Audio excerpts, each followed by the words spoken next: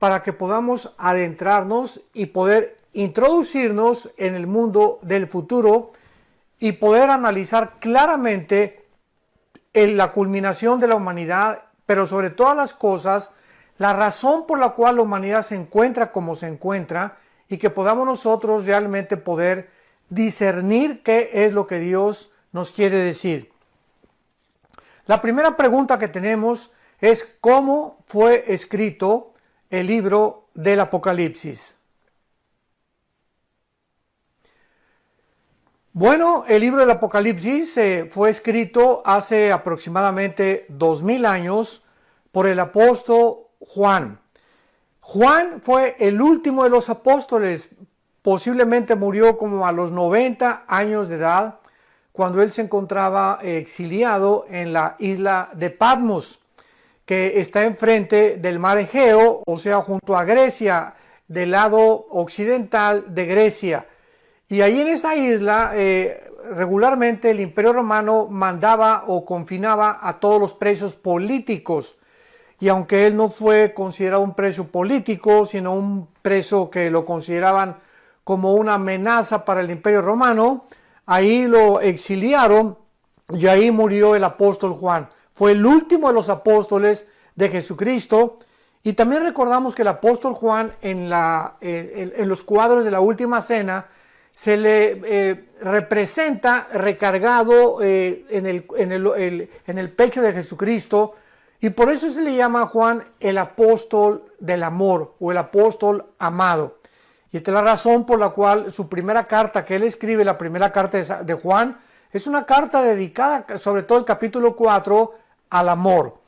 Entonces el apóstol Juan está ahí en la isla de Patmos, 85, 90 años de edad, cuando de repente él escribe en el capítulo 1, versículo 12 en adelante, que se le apareció un personaje demasiado brillante, con un esplendor maravilloso, y entonces dice que él estaba en el Espíritu en el día del Señor, versículo 10, capítulo 1 del Apocalipsis, y detrás de él oyó una voz como de una gran trompeta, que le decía: yo soy el Alfa y la Omega, el primero y el último. Escribe en un libro las cosas que has visto, las que están y las que han de ser. A las 7 iglesias que están en el Asia, a Éfeso, Esmirna, Pérgamo, Tiatira, Sardis, Filadelfia y Laodicea. Estas 7 iglesias que pues ya en el capítulo 2 y 3 comienza Jesucristo a algunas exhortarlas, a otras a culminarlas, a otras a darles consejos de porque se habían apartado del camino del Señor. Cristo es el personaje que se le aparece a Juan. Y dice el versículo 12 que cuando Juan se voltea para ver a esa persona que le estaba hablando y que le estaba diciendo que escribiera las cosas que a continuación le iba él a comenzar a relatar, dice la Biblia que vio 7 candeleros de oro. El candelero en la Biblia, en el Antiguo Testamento, representaba la luz, representaba la gloria de Dios, y se encontraba dentro del tabernáculo en lo que se llama el lugar santo. Pero en el Nuevo Testamento el tabernáculo vemos nosotros que tiene 7 ramas, y vemos nosotros que la rama de en medio es la rama que representa a Jesucristo, porque más adelante dice que Juan vio en medio de los candeleros a Jesucristo, y los candeleros representan la iglesia de Jesucristo. Entonces Jesucristo está en medio, y 3 ramas a la izquierda y 3 ramas a la derecha nos hablan, el número 6, 3 y 3 nos hablan del número del hombre. Entonces Cristo en medio del hombre nos da perfectamente lo que es estamos completos, estamos perfectos en Cristo. A su semejanza podemos nosotros realmente comenzar a reubicarnos, resucitamos espiritualmente con Cristo cuando Él entra a nuestra vida. Y este es el símbolo del candelero, simplemente que Jesucristo es el que entra a nuestra vida para dirigir nuestra vida, y lo mismo Él es el jefe de la iglesia, la cabeza de la iglesia y el que dirige a la iglesia hasta el final del tiempo. La forma como Juan vio a Jesucristo se describe en los versículos del 13 en adelante y dice que vio a uno semejante al Hijo del Hombre, vestido con una ropa como un lino fino, a blanco hasta abajo, con los ojos resplandecientes, los pies bruñidos como el bronce y con un cinto en la cintura, dorado y con el pelo blanco como la nieve. Y esta imagen de Jesucristo hizo que el apóstol Juan cayera al suelo. Imaginémonos nada más la gloria y el poder que desplegaba la persona de Jesucristo. Dice la Biblia, cuando le vi, versículo 17, caí como muerto y él puso su diestra, o sea, su mano derecha, y me dijo, no temas, yo soy el primero y yo soy el último. Es interesante que esta frase, no temas, la encontramos desde el Génesis hasta el Apocalipsis. Es una frase que continuamente Dios nos está mandando en los 66 libros de la Biblia. No tengan miedo. Saquen de ustedes el temor. No tienen por qué ser amedrentados por nada de lo que pueda suceder en el mundo, que el peso cayó, el petróleo cayó, que hay un virus, que hay un terremoto, amenazas de muerte. No tengan ustedes miedo. ¿Por qué? Porque estoy con ustedes. Y si Jesucristo está con nosotros, ¿a qué le vamos a temer? Dicen que el temor es un resultado de estar adelantándonos al futuro y estar imaginándonos cosas malas o negativas que todavía no han sucedido. Entonces, ¿por qué vamos a temer? O sea, cuando tú estás temiendo algo, estás previendo algo que malo te va a suceder y te causa temor, te causa ansiedad, te causa estrés. ¿Qué voy a hacer mañana? ¿Qué voy a hacer la semana que entra? Etcétera, etcétera. Y esta es la palabra con la que termina la Biblia. No tengan miedo. Yo soy el primero y yo soy el último. Si dice Jesucristo que Él es el primero, o sea, Él inició el cosmos, Él inició la creación, porque Jesucristo fueron creadas todas las cosas. Todo lo que está en el cielo, lo que está en la tierra y debajo de la tierra, fue creado por Él y por medio de Él. Y Él es antes de todas las cosas y todas las cosas en Él subsisten. Entonces, Él es el primero que inició la creación. Él es el primero que inició nuestra vida. Cuando tú y yo estábamos en el vientre de nuestra madre, Él nos conocía desde que estábamos en el esperma de papá, en el óvulo de mamá, cuando se formó el cigote y se juntaron las 23 cromosomas de papá y las 23 cromosomas de mamá y vino la fertilización. Jesucristo ahí estaba con nosotros, porque dice Juan en el Evangelio de Juan capítulo 1, en el principio fue el verbo y el verbo era con Dios y el verbo era Dios. Todas las cosas por Él fueron hechas y nada de lo que ha sido hecho fue hecho sin Él. Entonces, si Jesucristo, esto es para entender por qué dijo a Juan, yo soy el alfa y el omega. Si Él es el primero y Él es el último, ¿dónde nos encontramos nosotros? Nos encontramos en medio. O sea, todavía no viene la culminación de la humanidad. Él es el primero, nos encontramos más o menos bien cerquita ya casi del final. Y si sabemos que Él es el último o la omega, que es la última letra del alfabeto griego, el alfa y el omega, no tenemos por qué temer. Porque si estamos nosotros en medio y Él es la culminación de todo, Él sabe cómo va a terminar la humanidad, nos lo revela en el libro del Apocalipsis para que tengamos paz, una paz que sobrepasa todo entendimiento.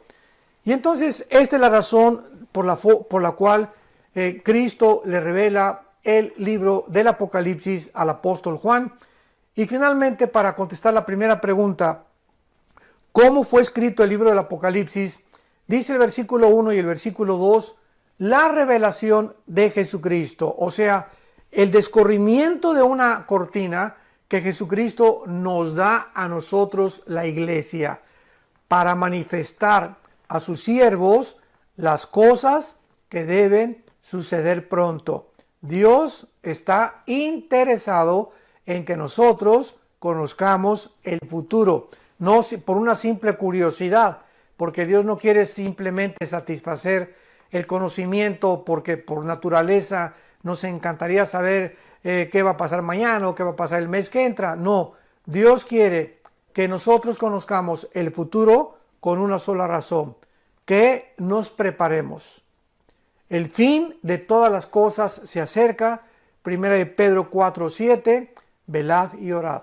Entonces, esta es la razón por la cual Dios quiere que nosotros estemos preparados. Vamos a llegar a un final de la civilización, a un final de la humanidad. Tu vida y mi vida va a llegar algún día al final y tú tienes que estar preparado, y yo también, para encontrarnos con nuestro Dios.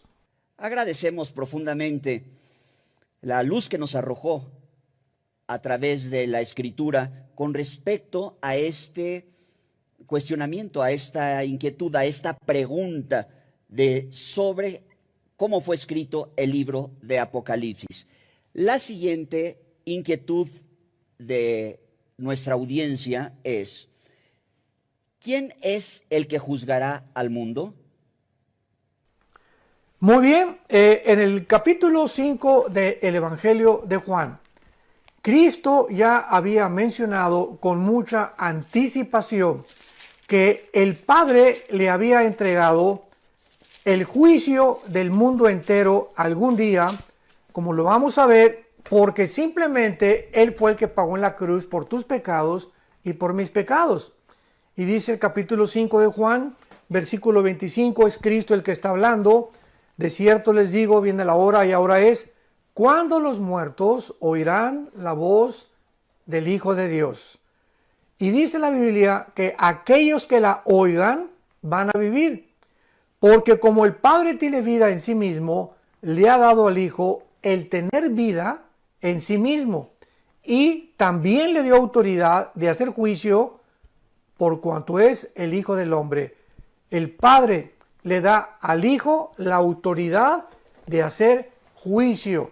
O sea, el día que toda la humanidad sea juzgada, va a ser Cristo el juez. Más adelante, en el libro de los Hechos, capítulo 17, el apóstol Pablo se enfrenta a todos los atenienses y a todos los filósofos de aquel tiempo en la colina del Areópago, y después de dar un curso brillantísimo acerca de quién es Dios, culmina diciendo en el versículo 30 y 31, pero Dios, habiendo pasado aún los tiempos de esta ignorancia, ahora manda a todos los hombres en todo lugar que se arrepientan, por cuanto ha establecido un día en el cual juzgará al mundo con justicia, por aquel varón a quien designó, dando fe a todos con haberle levantado de los muertos. Vemos nosotros que el apóstol Pablo le dice a este grupo de filósofos atenienses: Dios ha escogido un día en el que va a juzgar al mundo.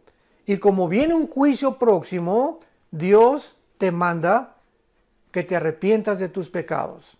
Que te arrepientas de tus pecados, porque si tú llegas a la muerte y te enfrentas con el juicio de Dios sin haber recibido a Cristo como tu Señor y como tu Salvador, vas a ser condenado eternamente. Así que Él es el juez y tiene el derecho de ser el juez, como lo vamos a ver más adelante en el capítulo 5, simplemente porque Él fue el que murió y pagó por nuestra salvación. Y en la segunda carta a Timoteo, capítulo 4, versículo 1, el apóstol Pablo vuelve a confirmar que Jesucristo será el juez. Dice 2 Timoteo 4:1, te encarezco, escribiéndole a Timoteo, delante de Dios y del Señor Jesucristo, que juzgará a los vivos y a los muertos en su manifestación y en su reino. Entonces, no hay ningún lugar a dudas que Jesucristo será el juez. Primero murió en una cruz, dio su vida por nosotros, y ahora que fue resucitado y sentado a la diestra del Padre en las alturas, bajará al mundo, pero ya no bajará como el Cordero que quita el pecado del mundo. Cuando Cristo regrese por segunda vez, ya en ese momento va a terminar la oportunidad que se le dio a los seres humanos de poder arrepentirse. En este juicio tremendo nos habla el Apocalipsis y nos saltamos hasta el capítulo 20 del Apocalipsis, capítulo 11 en adelante, para que veamos nosotros este juicio de Dios, de qué forma se va a llevar a cabo. Y dice así, Apocalipsis 20, del 11 al 15.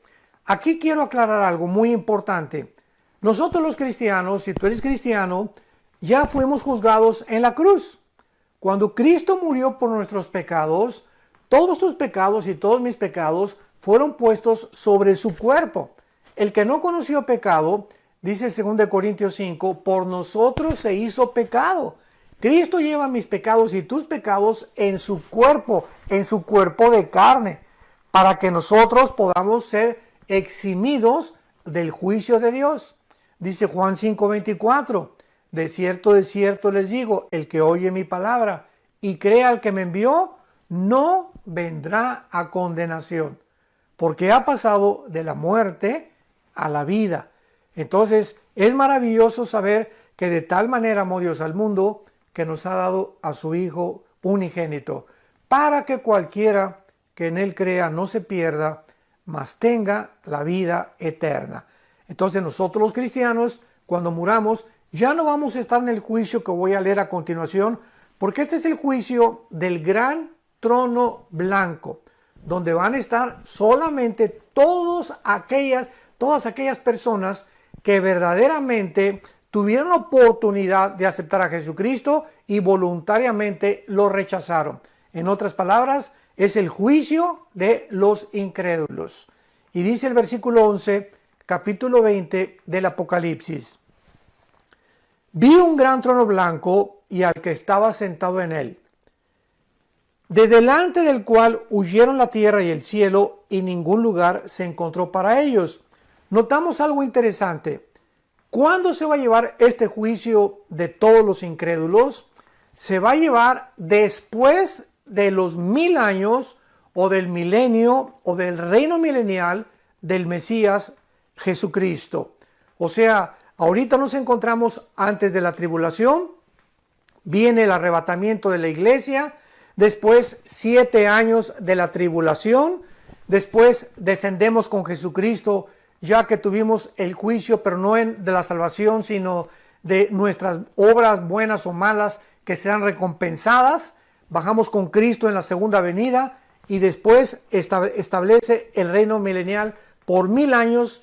Y cuando acabe el reino milenial, esto es importante para la cronología bíblica, ahí entonces vendrá el juicio, el gran trono blanco, cuando resucitarán desde Adán hasta después del milenio todos los seres humanos, repito, desde Adán hasta que termine el milenio, que se encuentran actualmente en el infierno, van a resucitar para presentarse en este juicio.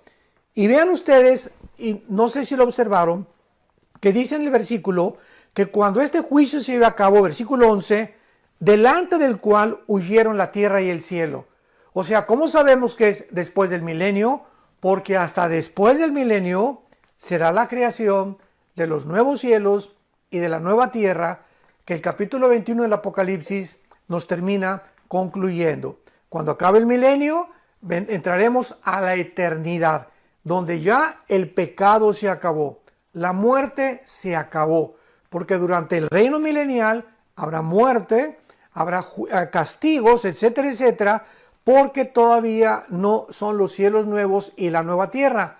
Repito, hasta el terminar el milenio, Dios creará los cielos nuevos y la nueva tierra, y dice la Biblia, en el versículo que estamos leyendo, que será exactamente cuando se lleve el juicio final.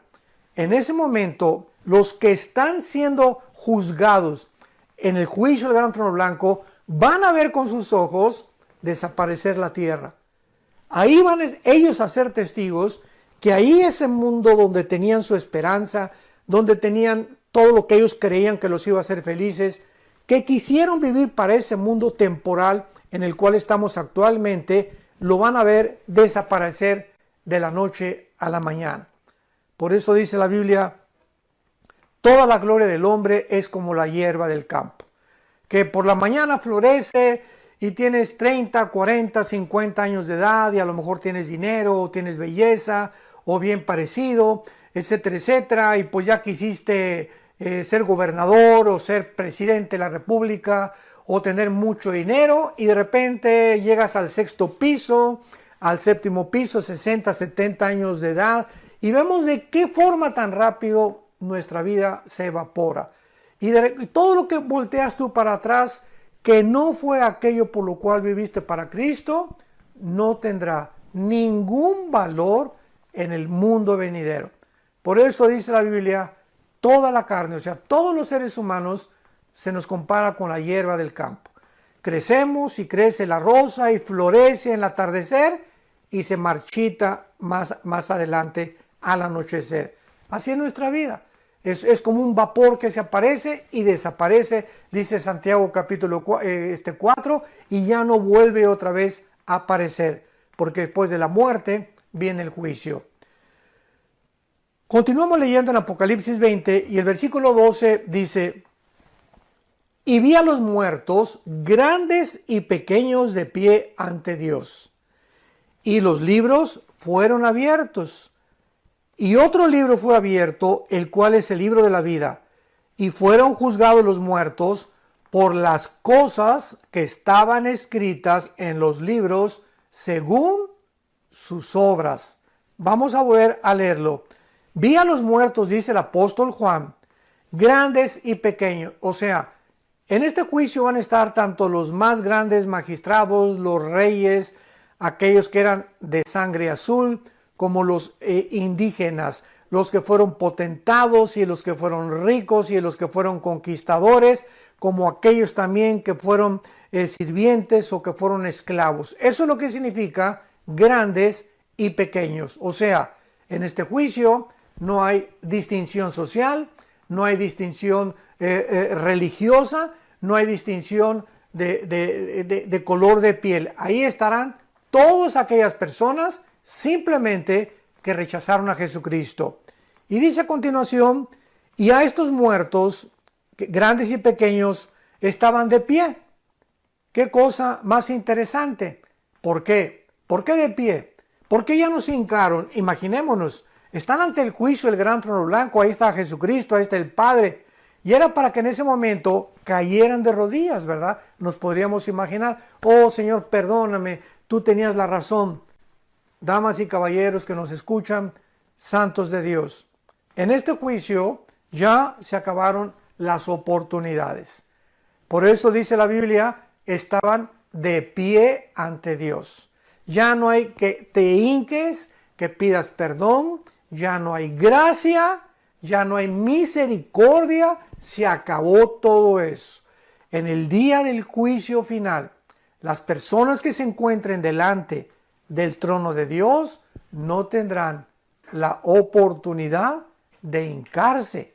Y por eso dice la Biblia que Juan los vio de pie, porque ya no había oportunidad jamás en la eternidad de pedirle perdón a Dios.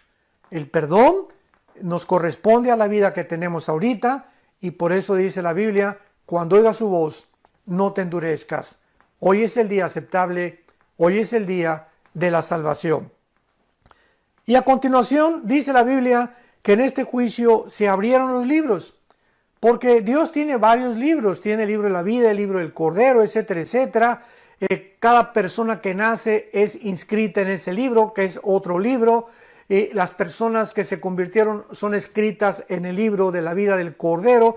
Nuestro nombre jamás será borrado.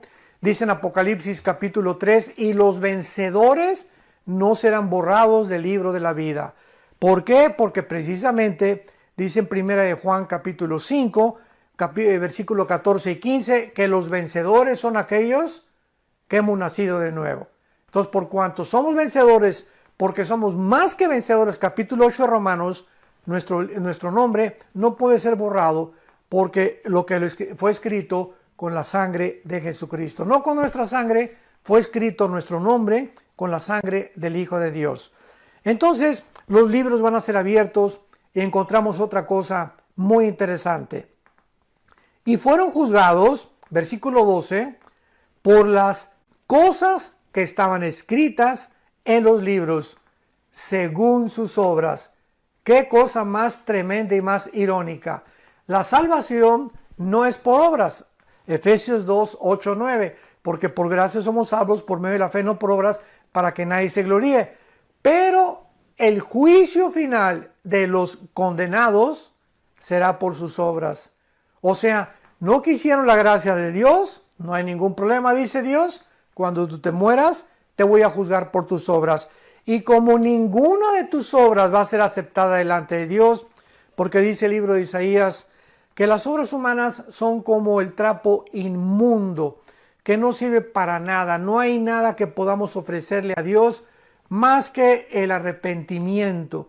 Entonces, si tú te mueres sin Jesucristo y te presentas y vas a estar en este juicio, vas a ser juzgado por todas las cosas que hiciste o dejaste de hacer.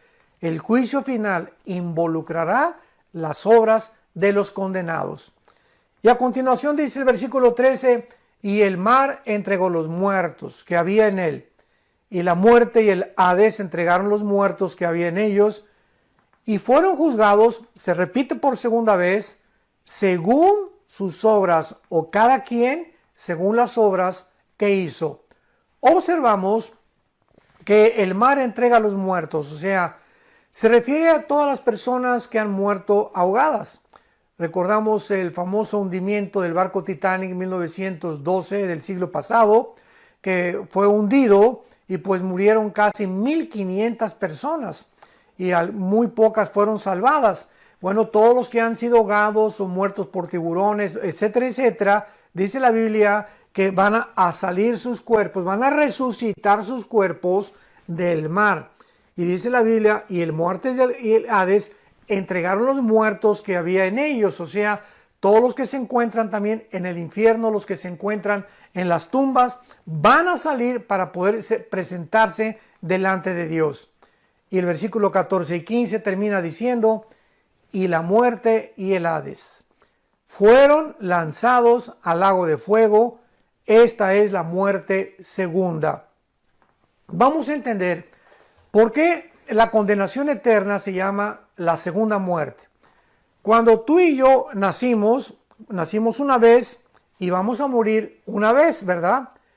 Pero cuando los muertos condenados nacen, van a nacer y van a morir físicamente, pero van a morir por segunda vez. ¿Por qué? Porque van a morir eternamente. Entonces, tú puedes nacer físicamente una sola vez, pero si tú mueres sin Cristo, vas a morir, que es la segunda muerte, eternamente. Moriste físicamente y vas a morir eternamente. El cristiano va a morir físicamente una sola vez y de ahí tendrá la vida eterna. Ya jamás volveremos a morir o a ser separados de la presencia de Dios. Y termina el versículo 15, y el que no se halló inscrito en el libro de la vida fue lanzado al lago de fuego. El lago de fuego no es el infierno. Ahorita el infierno es un lugar temporal. Podríamos llamar, es como una penitenciaría estatal para que después de que el juez dicte sentencia sean sacados y condenados a una prisión ya donde van a permanecer ya 50, 60, 70 años.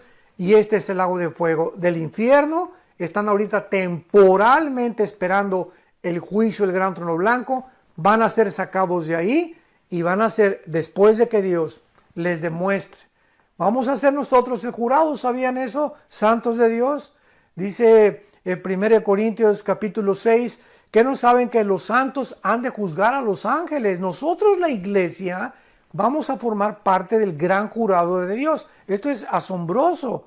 Y cuando nosotros formamos parte del jurado, con los ángeles alrededor, tal vez como público, Dios va a demostrarte a ti por qué serás lanzado al lago de fuego. Tú podrías preguntarme, bueno, ¿que no es un Dios de amor? Claro que sí, de tal manera amó Dios al mundo que nos dio a su Hijo unigénito, para que si tú crees en Él no te pierdas, mas tengas la vida eterna. Pero no va a haber, una cosa es segura, ninguna persona en el lago de fuego sin que antes haya sido amada por Dios. Antes de que tú te condenes, recuerda algo, que Dios te amó mientras estabas vivo. Y mientras estás vivo, tienes la oportunidad, como la tienes ahorita, de arrepentirte de tus pecados, de abrirle tu corazón a Jesucristo, saber que se acerca un juicio del mundo, un juicio final, donde Dios nos da ahorita la oportunidad maravillosa que cuando oigamos su voz, no nos endurezcamos. He aquí ahora el día de la salvación. Ven ahora que Dios te está hablando y simplemente ahí donde tú te encuentras, dile: Señor, perdóname mis pecados. Creo que Jesucristo en esa cruz pagó por ellos en la cruz, que llevó en su cuerpo lo que yo merecía pagar. Te acepto como mi Señor y como mi Salvador. Te pido perdón. Creo que a los 3 días resucitaste de entre los muertos y te doy gracias por en este momento darme la vida eterna, el perdón de mis pecados y la seguridad que no estaré ya jamás en ese juicio, porque tú ya pagaste en esa cruz en mi lugar. Te doy las gracias en el nombre de Jesucristo. Amén. Que Dios te bendiga y que tengas mucha paz. Y pues hay que darle gracias a Dios también, ¿verdad? Porque no todos tienen el privilegio. No se imaginan, México está entrando en un vórtice pero muy peligroso. Yo no puedo dar detalles, ¿verdad? Pero las cosas están cada vez un poquito más, decimos, calientes, y tenemos que orar muchísimo por nuestro gobierno y no solamente por México. Y quiero compartirles en esta noche una visión geopolítica de lo que está sucediendo en el mundo. Muchos de ustedes tal vez están aquí en Querétaro nada más y con trabajos leen El Calimán. O tal vez, ¿verdad?, llegan a su casa a las telenovelas y realmente la conceptualización o la conciencia del mexicano principalmente respecto a lo que pasa en el mundo es muy pobre. Se considera que de América Latina, México, Centro y Sudamérica, México es el país donde la gente ignora más lo que está sucediendo en el mundo. No sabemos todavía por qué. Se calcula que en toda Latinoamérica, el latinoamericano lee un libro al año, comparado con el europeo que lee 6, 7 libros al año. Entonces, somos un continente americano, donde realmente necesitamos aprender a pensar. Y cuando yo estoy hablando aprender a pensar, me refiero a asimilar las cosas que están sucediendo, a cobrar conciencia que nos encontramos en un mundo ocupado por el enemigo y que necesitamos entender para que cuando comprendamos la razón por la cual Dios nos puso aquí, vamos a poder tener una comunión mucho más íntima con Dios y darle gracias que vamos nada más de paso por este mundo, que todo está pasando rapidísimo y las cosas en el mundo no van a mejorar. Tal cosa como un avivamiento mundial que hablan y que Argentina para Cristo, México para Cristo, no sé de dónde lo sacaron, ni en el libro del Mormón se encuentra eso. Entonces necesitamos tener una visión acerca de lo que está pasando y es lo que les quiero compartir a ustedes rápidamente para entrar después a una sesión de preguntas y respuestas. Quiero que en esta sesión de preguntas y respuestas pregunten lo que quieran, de religión, de filosofía, de lo que ustedes gusten o de lo que en su alma tengan ustedes guardado y quieran saber. Un cristiano que no tiene preguntas es un cristiano que no lee la Biblia. Porque cuando leemos este libro estamos en la mente de Dios, ¿se imaginan? La mente de Dios. Y al abrir la Biblia estamos pisando la orillita de un mar impresionante enfrente de nosotros, como un océano, donde estamos en la orillita apenas conociendo las cosas que Dios nos ha revelado y que lo que Dios nos ha revelado ni siquiera lo conocemos como lo deberíamos de conocer. Entonces, este lenguaje que se encuentra en la Biblia es un lenguaje encriptado, es un lenguaje escondido. Por eso Jesús hablaba en parábolas, porque Dios esconde todos sus tesoros, que son piedras preciosas, solamente para aquellos que no creen en Cristo, sino a los que le siguen. Porque tú me puedes decir yo soy cristiano sin seguir a Cristo. Fíjense lo que le estoy diciendo. Tú puedes decir yo soy cristiano, pero no es verdad que tú sigues a Jesús todos los días de tu vida. Vienes solamente el domingo, pero no tienes una relación personal, viva, orgánica, dinámica a diario con el Hijo de Dios. Entonces, realmente en Juan 8, 30 y 31, Cristo lo dijo a los que ya habían creído en Él. Escuchen esto. Les estaba hablando no a los fariseos, no a los que ateos, agnósticos, escépticos, a los que ya habían dicho que creían en Él, les dijo Cristo, si ustedes permanecen en mi palabra, serán mis discípulos. O sea, no solamente nos llama a creer en Él, porque hasta el diablo cree en Él. Los demonios creen y a muchos de ustedes les ganan, tiemblan. Pero no hacen la voluntad. Y la voluntad de Él es que todos los días tengamos una relación con Él. Y a esos, el Espíritu Santo en los tiempos que estamos viviendo, les va a abrir el entendimiento para que sepas qué hacer con tu negocio, qué hacer con tu matrimonio, qué hacer con tus hijos, y saquemos el estrés y las preocupaciones de nuestra vida y podamos todos los días echar toda nuestra ansiedad sobre Él, porque Él tiene cuidado de nosotros. Echando toda nuestra ansiedad sobre Él, porque Él tiene cuidado de nosotros. Y cuando no vivimos esa vida de desestrés, de relajamiento, de saber que mis hijos no los voy a cambiar, mi matrimonio no lo voy a cambiar, mi negocio no lo voy a cambiar, a mis amistades no las puedo cambiar, a mi esposo no le puedo obligar a que me quiera, a mi esposa no le puedo obligar a que me ame, tampoco a mis hijos. Cuando descansamos en eso, que eso depende de Dios y que lo único que nos interesa es tener una relación vertical con Él, le dejamos todo en las manos de Dios y nos inunda una paz. Algo dentro de nosotros comienza a tranquilizarse, donde tu alma te levantas y todo está bien. Todo está bajo el control de Dios. Señor, yo no soy Dios gracias a ti. Mi esposa, mis hijos, mi negocio lo pongo en tus manos. Yo sigo lo que tú estás haciendo. Yo quiero tener paz. Y si tú no tienes esa paz, el Espíritu Santo no puede comunicarse contigo. ¿Me oyeron? Si tú no estás en paz al venir a la Biblia y estar tranquilo dentro de tu conciencia en tu vida, tú no puedes llegar a la Biblia y pastor, un chocho por favor.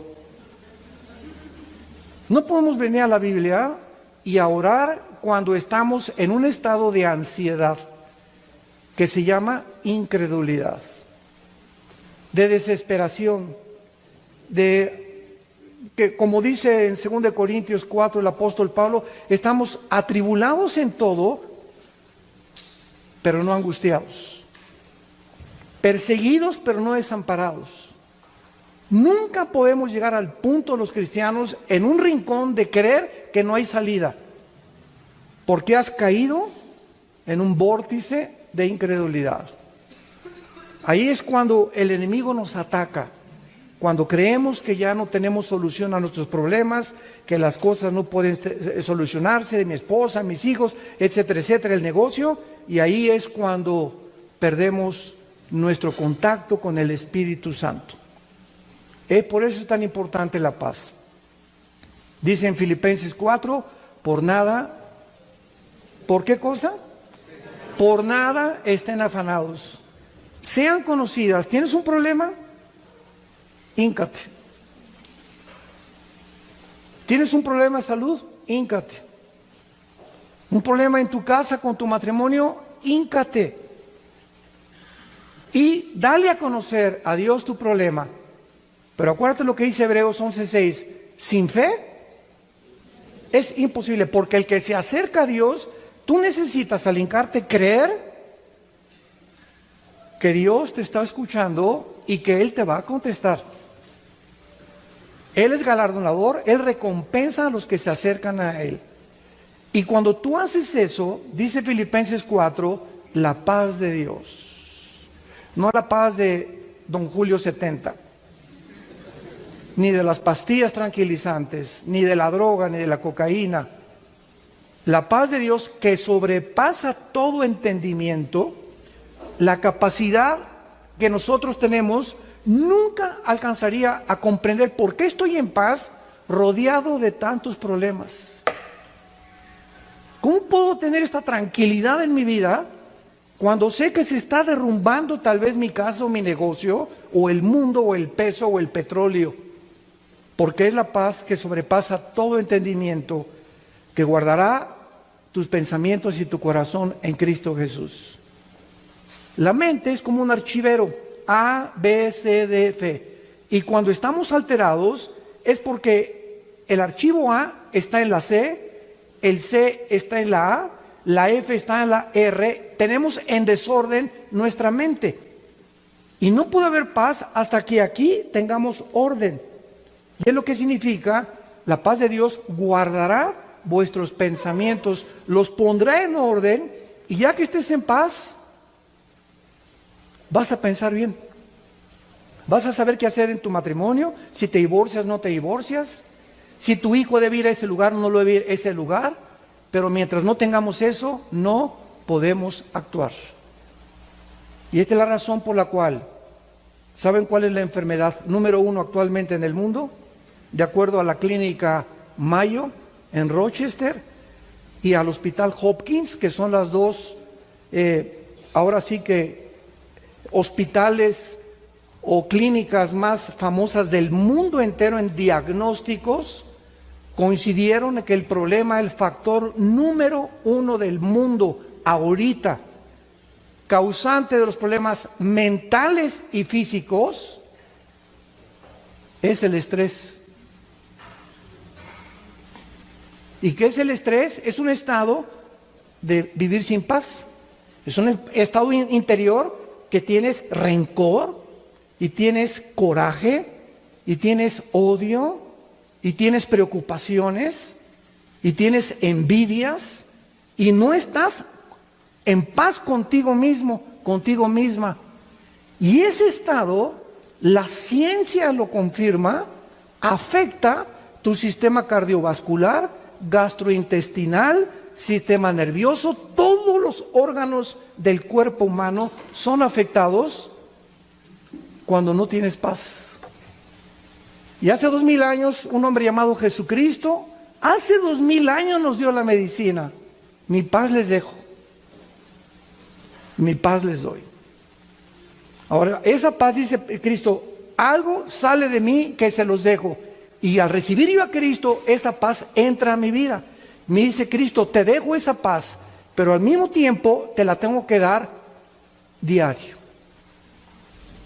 Porque mientras tú hagas contacto con esto, esa paz guardará tu mente, discernirás mi plan, te darás cuenta que vas a llegar a los 80, a los 90 años de edad, tranquilo, y vas a morir como un pajarito. Pío, pío, pío. Vas a decir antes de morir. Muy bien. Sin esta paz no vamos a enfrentar el mundo, porque nos encontramos en la última generación. Cuando Jesús dijo en Mateo 24, de la higuera aprended la parábola, de la higuera aprendan la parábola. La higuera representa a Israel en la Biblia. Y cuando Jesús dijo, cuando sus hojas comiencen a brotar, sepan que el verano está cerca. Después de 2000 años que Israel fue expulsado y exiliado de su tierra, hasta en el año 70 fueron sacados completamente, y en el año 120, la última insurrección de un hombre llamado Bar Kokhba, acabó. Los romanos entraron y no dejaron piedra sobre piedra. Y desde el año 120 de nuestra era hasta el año 1948, Dios regresa a anunciarle al mundo: no me he olvidado de Israel. El milagro de que hayan regresado a su tierra y se hayan convertido en una nación libre, soberana e independiente el 14 de mayo es el anuncio más grande que en el siglo XX nos dio Dios, nos iluminó Dios en el camino para decirnos: de aquí en adelante pueden comenzar a contar sus días. Desde 1948 ha comenzado la cuenta regresiva, escatológicamente hablando, del regreso de Jesucristo, no en la segunda venida, en el arrebatamiento de la iglesia. Y desde 1948 el mundo ha experimentado la caída del comunismo, 1990, llegamos a la luna, 1970 pues se inventa el internet, los teléfonos celulares, y todo actualmente es una tecnología impresionante en cuanto a la ciencia, no lo podemos negar.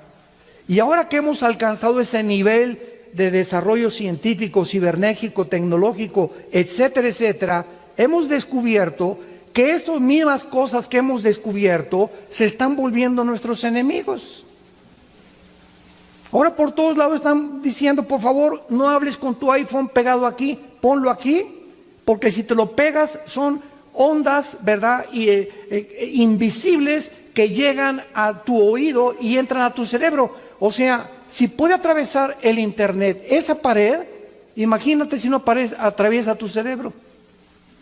Y están descubriendo que no lo dejes conectado en la noche, que te puede explotar, que no leas libros en tu iPad porque la radiación que emiten en tu retina te está afectando, etcétera, etcétera. Y comenzamos a ver que poco a poco nos hemos involucrado en un mundo que se vuelve contra nosotros, porque no tenemos la solución para los problemas que van más allá de nuestra capacidad para resolverlos.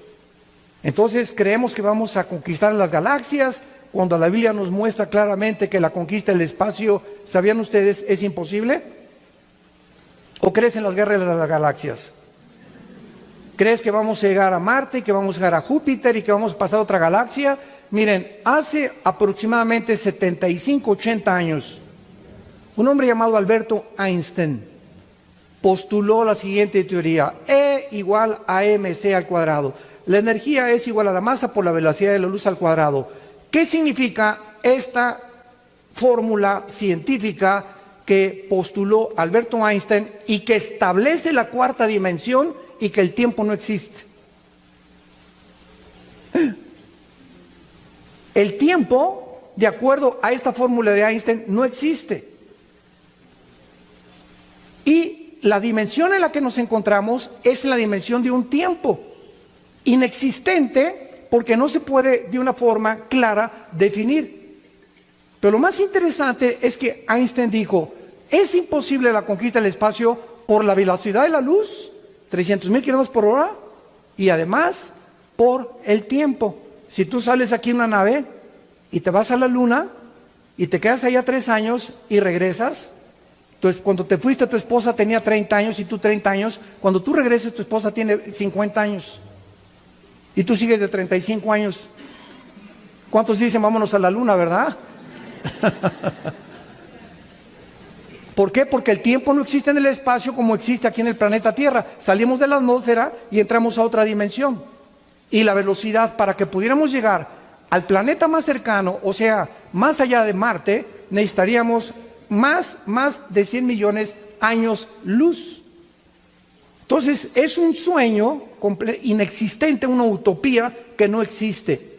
Pero nos encontramos en ese punto donde ahora creen que los ovnis van a venir a rescatarnos, a traer la paz y a enseñarnos a vivir unos con otros, que yo le llamo la marihuanada del siglo XXI. Damas y caballeros, Estados Unidos se encuentra en un punto crítico porque el Partido Demócrata quiere destituir al presidente Trump. Independientemente que el presidente Trump se puede calificar, ¿verdad?, con problemas psiquiátricos o psicológicos, Dios pone reyes y Dios pone gobernantes y Dios los quita. Y lo ha usado para que se abra la embajada en Jerusalén, comenzó a abrir la oración en las escuelas, está en contra del aborto y en contra de los matrimonios gay. Que si hubiera ganado Hillary Clinton, esta administración que ganó Trump, hubiéramos estado ahorita con que ya los pederastas y la organización de pedófilos en Estados Unidos se hubieran reunido y hubieran sido aceptados por el Partido Demócrata para autorizar a la gente que quiera tener relaciones con los niños. Nos parece loco, ¿verdad, esto? ¿Cómo es posible que pueda un gobierno institucionalizar o oficializar algo tan degradante? Pues nos pensábamos lo mismo hace 25 o 30 años sobre los matrimonios gays, peor todavía la adopción de niños. Pero es el punto al que el mundo está llegando. Un punto donde el ser humano está aquí, los animales están aquí, y cuando el ser humano desciende debajo del nivel de los animales, que es a donde hemos descendido nosotros, síganme con mucho cuidado, es cuando viene lo que se llama la deshumanización. El ser humano se está deshumanizando. Estamos actuando con una degradación y una loquera, y lo peor es que se está aceptando como algo normal. Ese es lo peor de todo. Más locos están los que siguen a un loco. No sé si habías oído esa frase china. Más locos están los que siguen a un loco. Entonces, si hablamos de un loco gobernante o un loco religioso o un loco artístico o lo que sea, los que siguen a los locos están más locos todavía.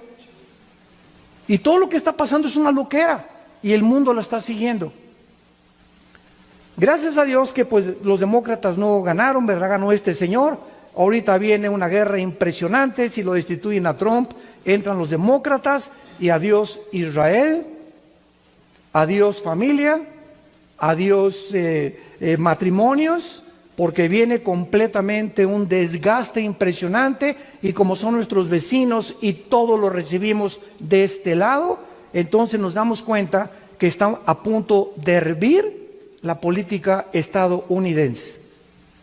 De México hasta la Patagonia hay una revolución ahorita de ideas, unos cambios ideológicos que nunca nos esperamos que pudieran llegar a México, Chile, Ecuador, Bolivia, Nicaragua, Venezuela. Venezuela se encuentra con el único país con la inflación más grande del mundo, Venezuela. 4.235.000 venezolanos han huido a Brasil y Argentina. ¿Cuándo habíamos visto eso? Chile, un país como Argentina de personas cultas, de empresarios, está en revolución tremenda. Ayer quemaron 7 iglesias evangélicas en Chile. Y todo esto nos damos cuenta porque los gobiernos están completamente desquiciados, no saben ya qué gobierno adoptar o qué sistema de ideología. El comunismo se demostró por Gorbachev en su perestroika que fracasó, pero como la democracia también está fracasando, quieren regresar a un sistema que tal vez no han probado y se está tratando de introducir en países latinoamericanos, y sabemos que las bases del comunismo son el ateísmo, el secularismo, el darwinianismo y el humanismo.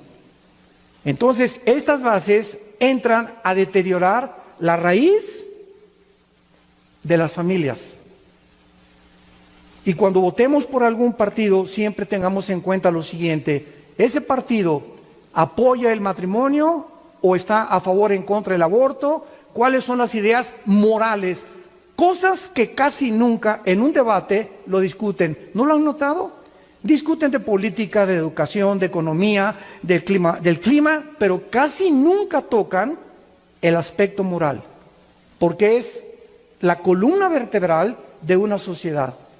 Y cuando se toca el tema de la moralidad, es cuando nos damos cuenta claramente la clase o el calibre en que se encuentran estas personas. Nos vamos a Europa. Europa tiene 4 naciones: España, Grecia, Italia, y España, Grecia, Italia y Portugal en la ruina económica.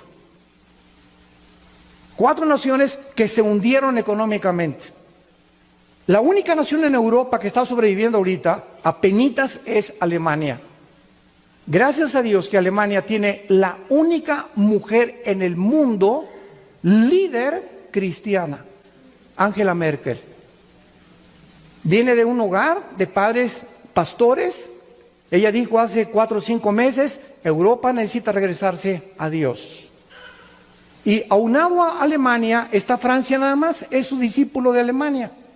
Y Inglaterra, acaban de posponer el Brexit o la salida de Inglaterra de la Unión Europea para el año que entra. Boris Johnson, el nuevo ministro de Inglaterra, acaba de decir que van a darle 4 o 5 meses más al famoso Brexit o a la salida de Inglaterra de Europa. ¿Cuál es el problema de que Inglaterra se separe de Europa? El problema está en que si se separa Inglaterra de Europa, el Reino Unido abarca Irlanda, ¿verdad? Que es la Gran Bretaña, con Inglaterra, etcétera, etcétera, y estas islas que están juntos se saldrían también, y la economía de Alemania, junto con Francia, se hundirían. ¿Por qué? Porque la Unión Europea sobrevive por los taxes o por los impuestos, por lo cual Trump ya no quiso ayudar a la Unión Europea porque decía que Estados Unidos era el único que ayudaba con los impuestos de la Unión Europea. Entonces, Europa nos damos cuenta que está a punto de hundirse económicamente. Nos vamos al Medio Oriente. En el Medio Oriente se encuentran en 3 naciones el 65% de las reservas petroleras del mundo, que es Irak, Irán y Arabia Saudita. Estas 3 naciones, debajo de sus tierras, se encuentra el 65% de las reservas petroleras del mundo. ¿Qué estoy diciéndoles a ustedes? Que ahorita, aunque Estados Unidos ya se independizó del petróleo árabe, ya Estados Unidos no depende, no sé cuánto lo sepan, porque ya está produciendo y están desarrollando más en Estados Unidos. El presidente Putin de Rusia está tratando de renacer la antigua Unión de Repúblicas Socialistas Soviéticas, que cayeron en el 90 del siglo pasado, que fue el comunismo o la Rusia antigua. Entonces Putin viene a resurgir y quiere unir las 15 repúblicas en que se dividió Rusia antigua para dominar Israel. Porque Israel, dice Ezequiel 5, versículo 5 en la Biblia, es el ombligo del mundo. Cuando dice la Biblia, Israel está en medio de las naciones, esa palabra en medio en el hebreo es ombligo. Es el centro del planeta Tierra, Israel. ¿En qué sentido? Que ahí fue el país que Dios escogió para que naciera nuestro Salvador. Ahí fue el país donde Dios escogiera para que tuviéramos las Sagradas Escrituras. Y ahí fue la nación que Dios escogió para que ahorita los ojos del mundo se concentren en que desde el 48 que regresaron y puedan quedarse todos absortos y sorprendidos del milagro sociológico de que es la única nación en la historia de la humanidad que después de 2000 años regresan a su tierra. Pongamos los ojos en Israel. Ahora, muy bien, ¿cuál es el problema de Israel? Que es la única nación democrática del Medio Oriente. Y todas las naciones alrededor de Israel son monarquías o dictaduras. Entonces, eso impide que los árabes puedan establecer el califato. ¿Qué es el califato? Bueno, cuando Mahoma muere, 600 años después de Cristo, él fundó lo que se llama el Islam. Pero cuando Mahoma muere, surgen 2 ramas del Islam, que son los sunnis o los chiitas. Los sunnis dicen que ellos son los verdaderos herederos del 12º imán, que según ellos va a ser el anticristo, ahorita les explico, y los chiitas dicen que no, que ellos son los herederos de Mahoma. Entonces el Islam está dividido en dos ramas. Irak, por ejemplo, todos son chiitas, y el grupo ISIS, que se levantó en el Medio Oriente, todos son sunis. Y cuando Estados Unidos derrota a Saddam Hussein y saca sus tropas de Irak, todos los sobrevivientes generales de Saddam Hussein, que no murieron en la guerra del Golfo Pérsico, se juntaron para formar un grupo terrorista separado de Al-Qaeda. Al-Qaeda no quiso unirse a ISIS y formar entre Siria e Irak el grupo terrorista más cruel y sanguinario que la historia ha conocido, donde comenzaron a degollar a las personas, a patear las cabezas, enseñarles a los niños a que patean las cabezas jugando fútbol, soccer con ellas, para deshumanizarlos y desensibilizarlos y crear un ejército de robots monstruosos, que no tuvieran sentimientos de nada. Mataron a Baghdadi, el líder de ISIS, hace una semana, lo anunció los Estados Unidos, ya viene otra representante, pero ISIS quería borrar la frontera entre Irak y entre Siria para en todo el Medio Oriente establecer el califato, o sea, el gobierno del Islam suní. Y comenzaron a matar a sus hermanos chiitas, porque dicen que los suníes son los únicos que heredan realmente lo que Mahoma les dejó. Desaparecieron por un tiempo ahorita, pero lo más impresionante de todo esto es que la Biblia profetizó en Ezequiel capítulo 38, los que la traigan rápidamente, Ezequiel 38, las naciones, damas y caballeros, santos de Dios, hace 2700 años, la Biblia profetizó las naciones que actualmente se encuentran unidas y que se fundirían en una confederación política para atacar a Israel y provocar la tercera guerra mundial. Así que nos encontramos en un mundo donde ya se escuchan los cascos del Apocalipsis y donde, a pesar de la tecnología y etcétera, etcétera, somos la primera generación en la historia con el suficiente armamento nuclear para destruirnos en un minuto. En un minuto. Un solo misil, Satán, así se llama el nuevo misil de Rusia, Satán, y apuntan 16 misiles en el Atlántico a Estados Unidos. Y como son aguas internacionales, nadie los puede correr de ahí.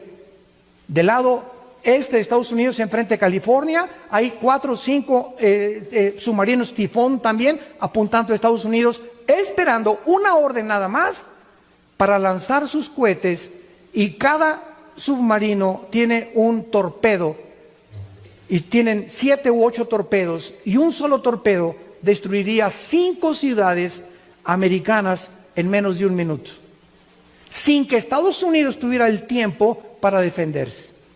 Pero vean ustedes esta asombrosa profecía para todos ustedes que se siguen llamando ateos, agnósticos, escépticos. Estamos en un mundo donde la persona que niegue a Dios o que niegue las Sagradas Escrituras es una persona, te lo digo con todo mi corazón, que no es por falta de evidencia. Si tú eres una de estas personas, es porque no quieres creer, no te conviene creer.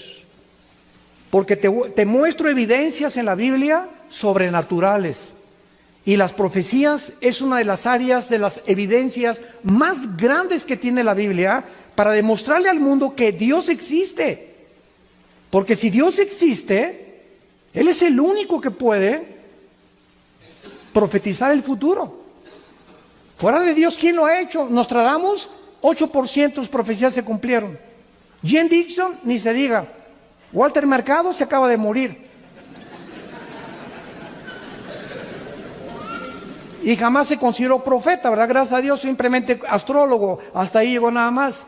Pero métete al Tripitaka de Buda, al Corán del Islam, métete a los Vedas de los persas, métete a los libros sagrados, busca donde tú quieras las profecías tan detalladas al 100% de la palabra de Dios, y no los vas a encontrar en ningún libro de la historia, ni del mundo tampoco. Mira lo que dice en Ezequiel capítulo 38, versículo 4 en adelante: te quebrantaré, le está hablando Dios, a una nación llamada Magog y a un hombre llamado Gog. ¿Cómo sabemos que Magog es Rusia? En la Biblia, damas y caballeros, santos de Dios, no aparecen los nombres de Rusia, no aparece el nombre de Irak, no aparece el nombre de Siria, no aparece el nombre de Turquía, simplemente porque esos nombres aparecieron a partir de 1920, del siglo pasado.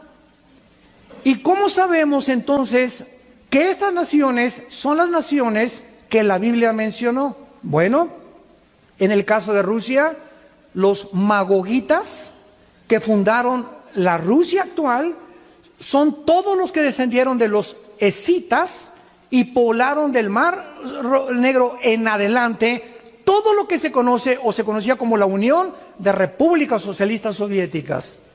Entonces, los magogitas fueron los fundadores de la Rusia moderna. Irán, en 1935, hasta atrás, aparece en la Biblia con el nombre de Persia. Cada vez que tú veas en la Biblia Persia, es Irán, porque en 1935 se le cambió el nombre a República de Irán. Y en el 79, República Islámica de Irán por el Ayatollah Khomeini. Gomer y Togarma, que aparecen en la Biblia con el nombre que es actualmente la Turquía, donde nació el Imperio Otomano, que fue derrotado en 1923 por los ingleses y que quieren volver otra vez el ISIS y las naciones árabes a resurgirlo. Y dice el versículo 5, Persia, que es Irán, Cus y Fut, hijos de Cam. Vete a Génesis 10 y encuentras 70 naciones. Estas 70 naciones, Génesis 10 es antes del Génesis 11. En Génesis 11 la Torre de Babel es confundido los idiomas y Génesis 10 explica a dónde se fueron todas estas personas que fueron exiliadas o dispersadas de la Torre de Babel. Entonces, en el Génesis encontramos capítulos que no están cronológicamente en orden, porque antes del Génesis 10 es el capítulo 11 y el capítulo 10 debería venir después. Dios lo hizo a propósito. Igual que Apocalipsis 13 y 17. Primero es el 17, la ramera, y después es el anticristo, su poder político, porque el poder religioso viene primero y después el poder político mata a la ramera y se convierte el anticristo en el Dios de este mundo. Pero así encontramos en la Biblia tantas cosas, rompecabezas sueltos, que nos da a nosotros Dios la responsabilidad de ponerlos en orden. Porque dice la Biblia que Dios es el que pone los misterios y la responsabilidad de nosotros es acomodarlos. Gomer y Togarma y toda la casa de Togarma y Turquía junto con ellos. Cus y Fut descienden de Canaán, que son Ocam, las naciones africanas. Escuchen ahora, en el siglo XXI, 2019, en el cual tú y yo estamos, está unida China, que está simplemente supervisando a Rusia y a Corea del Norte, para que Corea del Norte, este loquito, no aviente los misiles antes de tiempo a Estados Unidos y Israel. China, Rusia, Irán y Siria. A Siria, a los Assad no lo saca nadie. ¿Por qué? Porque el que saque a Assad o el que se atreva a atacar a Siria, ataca a Rusia. Porque Rusia tiene en Siria la base naval más grande en el mar Mediterráneo. Y estratégicamente, si atacaran Siria, por eso Trump no ha podido sacar a Siria, ni atacar a Siria, y por eso ISIS, que comenzó a atacar a los rebeldes que querían sacar al presidente Assad de Siria, no lo pudieron hacer porque entró Rusia y Estados Unidos y se pusieron de acuerdo para matar a ISIS e impedir que Siria no pudiera sobrevivir. China, Rusia, Irán, Irak y Turquía y las naciones del norte de África, Libia, Sudán, Etiopía, profetizadas hace 2600 años y son las naciones que están delante de nosotros esperando invadir a Israel. Y si nos vamos al África, pues en el África encontramos en el continente africano una devastación impresionante de plagas. Del ébola ya volvió otra vez a surgir. Este Boko Haram está matando a todas las niñas y secuestrándolas en el África. Solamente queda el sur de África, el Cape Town, que es la mera punta donde fue el campeonato mundial de fútbol, etcétera, etcétera. Y vemos el mundo en una turbulencia como una olla express. Y tú, hoy en la noche, vas a ver tu telenovela. Otros solamente, ¿qué comeré? ¿Qué negocios voy a hacer? ¿Dónde invertir mi dinero? Ahorita no se imaginan, nos han llegado decenas de correos de Chile, de Argentina, de pastores, preguntándome, hermano, ¿podemos involucrarnos en un ministerio social o involucrarnos socialmente en una revolución como cristianos? Como cristianos debemos solamente leer la Biblia y orar. ¿Hay algo que podamos más hacer para involucrarnos en un levantamiento social? ¿Qué es lo que la Escritura dice? Y el mundo está completamente de cabeza. Algo tiene que pasar, porque todos los grandes dictadores de la historia han surgido, como Hitler, Saddam Hussein, José Stalin, el que tú me quieras decir, Nikolai Lenin. Todos han surgido cuando el caldo de cultivo estaba listo, preparado, para que con la sal y el ajito explotara tu futuro y tu eternidad también.